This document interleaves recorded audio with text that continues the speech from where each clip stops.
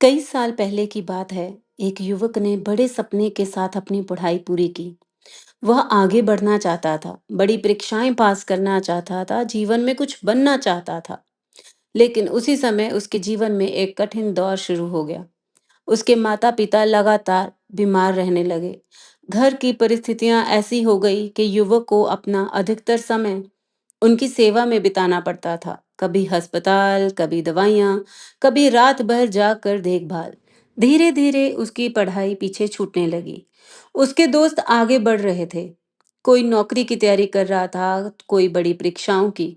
लेकिन वह युवक अपने माता पिता की सेवा में लगा हुआ था। कई लोग उसे देखकर कहते कि तुम अपना भविष्य बर्बाद कर रहे हो। इतना समय सेवा में लगाने से तुम्हारा करियर पीछे रह जाएगा। ये बातें सुनकर कभी कभी उसका मन भी दुखी हो जाता। लेकिन जब भी वह अपने माता पिता के चेहरे देखता, उसका मन फिर शांत हो जाता। वह सोचता, अगर मैं अपने माता पिता का साथ इस समय नहीं दूंगा तो फिर कब दूंगा। समय बीतता गया। इसी बीच एक बहुत बड़ी परीक्षा का अवसर आया। लेकिन युवक की तैयारी लगभग ना के बराबर थी। उसके आसपास के लोग दिन रात पढ़ाई कर रहे थे। कई लोग उससे कहीं ज्यादा बुद्धिमान और तैयार थे। कुछ लोगों ने तो उसे परीक्षा देने से भी मना कर दिया। लेकिन युवक के मन में भगवान हनुमान जी के प्रति इतनी गहरी श्रद्धा थी। हर दिन वह सच्चे मन से हनुमान जी का नाम लेकर अपने माता पिता का आशीर्वाद लेता।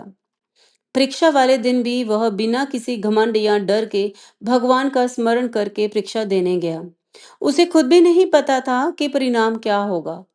उसे तो बस इतना विश्वास था कि सच्ची सेवा और सच्ची भक्ति कभी व्यर्थ नहीं जाती। कुछ समय के बाद जब परीक्षा का परिणाम आया तो सभी लोग हैरान रह गए। जो लोग खुद को सबसे अधिक योग्य समझते थे वह पीछे रह गए। लेकिन वही युवक अच्छे अंकों से परीक्षा में सफल हो गया। यह उसके लिए केवल सफलता नहीं थी, यह भगवान की कृपा, माता पिता का आशीर्वाद और निस्वार्थ सेवा का फल था। उस दिन युवक की आंखों में आंसू थे। उसे महसूस हुआ कि जो व्यक्ति अपने माता पिता का सम्मान और सेवा करता है, भगवान स्वयं उसके जीवन का मार्ग आसान कर देते हैं। सच्ची भक्ति और निस्वार्थ सेवा का फल देर से मिलता है, लेकिन मिलता जरूर है। तो दोस्तों, अगर आप ऐसी और बहुत सी सच्ची और नेक कहानियां सुनना चाहते हैं, तो इस चैनल को सब्सक्राइब कर लीजिए, बेल नोटिफिकेशन ऑन कर लीजिए और अपने दोस्तों और अपने परिवार के सदस्यों के साथ इस कहानी को साझा जरूर करिएगा। फिर मिलते हैं एक नई कहानी के साथ। तब तक जय श्री राम।